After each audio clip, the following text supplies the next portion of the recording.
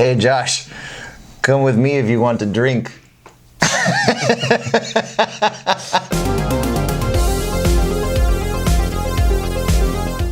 What's up, YouTube, and welcome to another episode of Whiskey Business. My name's Josh. And I'm Mike. And we're here to tell you just how drunk you have to get to watch Terminator Dark Fate. August 29, 1997. It was supposed to be Judgment Day. Terminator Dark Fate is the 6th Terminator movie. I can't believe they're still doing this. Yeah, exactly. And this one is now, they basically just wiped out 3 through 5 and just started at 2. I love how movie theater, the studio's just like, we're gonna make number 3 now. Like, but you already did 3, 4, and 5. Yeah, this one's 3. Okay, I paid you money for the other ones. Do I get that money back? Right. Because I paid to see 3, 4, and 5. So you guys owe me $60. I wish I could do that in a relationship. You know what I mean? Like, hey, you know how I just got plastered last night and actually like shit in the bathtub? You know what? That doesn't count. We're gonna go back to February 14th where I just like spoiled the shit out of you. And we're gonna pick it up right from there. Sarah Connor is now this Terminator hunting badass who's going around the country trying to stop other... you know what? The timeline is fucked. This whole movie just starts in the middle almost. And like, okay. And then there's this new chick named Danny who is... she lives in Mexico, and like she's being hunted by these Terminators that sent from the future, and there's another Terminator sent from the future to protect her, and yada yada yada. Fucking Terminator 6 Dark Fate. Okay, it just like you guys, you made 2 good movies like 35 years ago. And we're still making the fucking sequels. And they're not working. They're not doing any good. Stop. Let it go. Just stop. If you're gonna keep making the same movie of the future fucking robot coming back and another protector, it just fucking stop. And the best part was the way they were hyping this movie up. It's like, James Cameron coming back. Blah, blah, blah, blah, blah. You know what, James Cameron? Fuck you, dude. Because when Terminator Genesis came out, they had all these fucking commercials. He was like, "Oh yeah, this is a true sequel to Terminator. I fully approve this. This is a great entry to the Terminator saga." Yeah. Knowing full well it was bullshit. And so anytime he says anything, I don't fucking believe it for a second. No way. He's literally just like Avatar. Oh, T3? Yeah. You guys made another Terminator movie? All right, y'all. I'll endorse it. Sure. Yeah. Avatar. Arnold Schwarzenegger's back, but this time he's like an old Terminator who's like retired. He just become a weird hill person who lives with the family in a fucking log cabin. You know, I don't... It's hard to talk about this without spoilers. Yeah. I think we have to. We gotta do it. This movie's like 2 weeks old, okay? So we're gonna talk about spoilers here because I can't go any further. Exactly. If you saw it, we're sorry. If you didn't see it, you're welcome. If you don't want spoilers, fast forward to the end to get our review. But right now, we're gonna spoil some shit. Because this movie has the balls to start out... The opening scene is Sarah Connor and John Connor, like... I don't know, a month after the Terminator 2, they're all de-aged, they're hanging out in Brazil or some shit, and then a new Arnold Schwarzenegger Terminator shows up, blasts John Connor in the fucking chest with a shotgun, and walks away, and then that's it. So, for, the movie's 2 hours long, I think, for an hour and 45 minutes, I was like, but how did...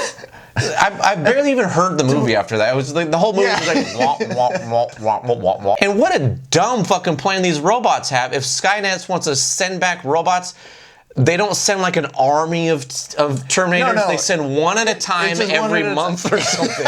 And then like they don't explain this new Skynet that showed up that has these like half liquid, half robot skeleton robots that have tentacle arms. They don't anything about it. And then this new villain guy, he's fucking stupid. So he can split himself up into one liquid, one robot, but he has no personality. He's to make a good villain, the number one trait can't be he's unstoppable. It's so fucking boring. But Robert Patrick, yeah, you couldn't kill him, but he had a little bit of personality. And when it comes to effects, half of them were fucking practical effects. Remember when they blew his head off and it's like he's standing up like, right. It's all like that looks cool because it's real. This is all fucking computers. Every time he like stands up, like everything sucks back. Like I don't give a fuck about this. Yeah. Even the small, tiny bit surprises. Like Arnold living in a log cabin in the woods. You saw that in the trailer, right? You're like, okay. Yeah. Whatever. He was able to age in another movie, right? Mm-hmm. He's aging in this movie. That's cool. He's out in the woods by himself. That's cool too. For him to have a fucking family and be like raising a kid and whatnot, it's just like, bro, you lost me. And he tells Sarah, she says, doesn't your wife know you're like fucking 400 pounds and are a goddamn robot? And he says, our relationship is not physical. So you're telling me some chick found a fucking jacked Arnold Schwarzenegger and never try to grab his dick? Not once. I would have tried it for sure. I don't even know. Mackenzie Davis, who plays the enhanced person that comes back to protect Danny. You know, she's fine. She's okay. It's just like I never got her like really personality, I think. Like, she didn't have much of a character in my opinion, other than I thought she I think she was the best person in the whole movie. I thought she was yeah, but that's not saying with everyone in there, she's definitely the best actress, and she had the most like charisma that I liked watching her.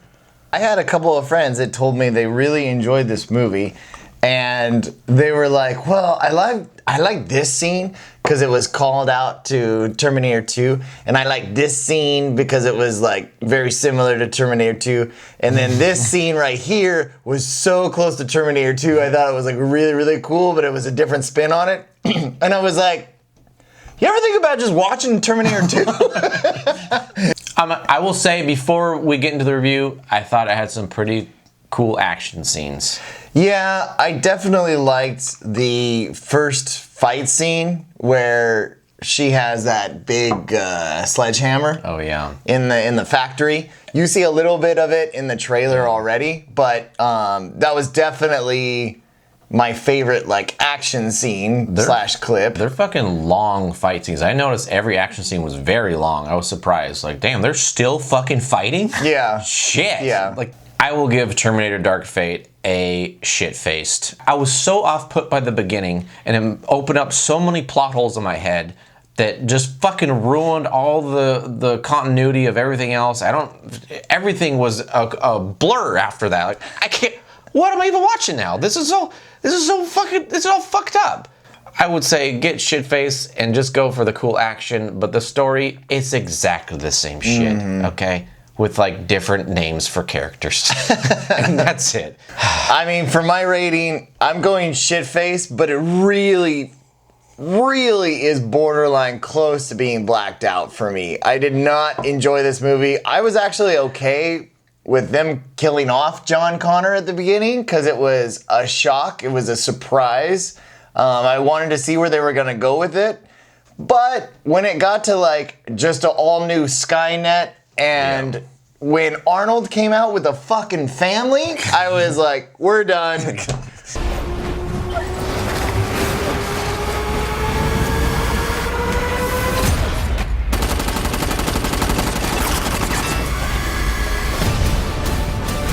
Well, cheers until next time. Here's to wishing that there's no more Terminator movies.